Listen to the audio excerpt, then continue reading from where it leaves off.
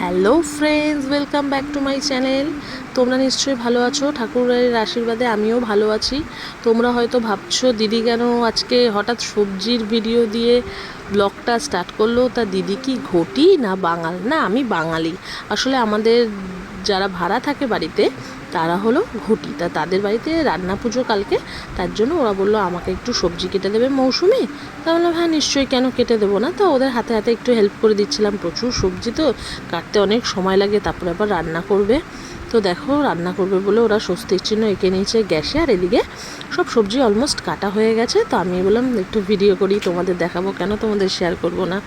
তো এই কারণে তোমাদের একটু শেয়ার করলাম যে সব সবজি টবজি রেডি হয়ে গেছে। ওদিকে মাটির হাঁড়িগুলো দেখছো, এই রান্না ঠান্না করে সব ওগুলোতেই রাখবে। এদিকে কচুর শাক কাটা হয়ে গেছে, ওইদিকে দেখো আলু কুমড়ো কাটা হয়ে গেছে, নারকেল কোরানো হয়ে গেছে, আরও অনেক কিছুই কাটা ছিল। তো চলো, আমি কাটা হয়ে গেছিলো বলে আমি ঘরে চলে আসলাম। আমি আবার পরদিন বিশ্বকর্মা পুজো আছে আমার এক দিদির বাড়িতে, তো ওখানে যে ড্রেসটা পরে যাবো সেটা আলমারি থেকে বার করছি। আসলে মনে নেই যে কোন প্লাস্টিকে আছে, তাই এক এক করে সব প্লাস্টিক নামিয়ে দেখছিলাম যে কোন প্লাস্টিকটাতে আছে। তো দেখলাম যে এই প্লাস্টিকটাও নেই। তারপরে ভাবলাম একবার আলমারিটা নিচের দিকে দেখি, তো যদি নিচের দিকে পেয়ে যাই তাহলে আর আমি কষ্ট করে আর পুরো আলমারিটা এসে করব না। তো দেখলাম এই প্লাস্টিকটাতেও নেই। তারপর দেখলাম নিচের দিকে যখন নেই তাহলে সব আমাকে বাড়ি করতে হবে ওরকমভাবে। সেই আলমারিটা অনেক দিন ধরে গোছানোও হয় না, সব জামা কাপড় বার করে একেবারে যেটা পরবো সেটা বার করে নিয়ে আলমারিটাও গুছিয়ে রাখবো।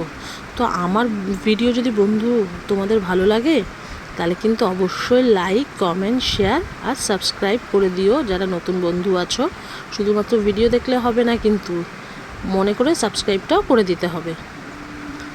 তো আর একটা কথা হলো, তোমরা ভিডিও যখন দেখছো ভিডিওটা কিন্তু পুরো দেখো, স্কিপ করে দেখো না, তাহলে আমার চ্যানেলেরও অসুবিধা হয়। আর জানি তোমরা আমার ভালো চাও, তার জন্য তোমরা এই কাজটা করবে না বলে দেওয়ার পরে, তোমরা পুরো ভিডিওটাই দেখবে।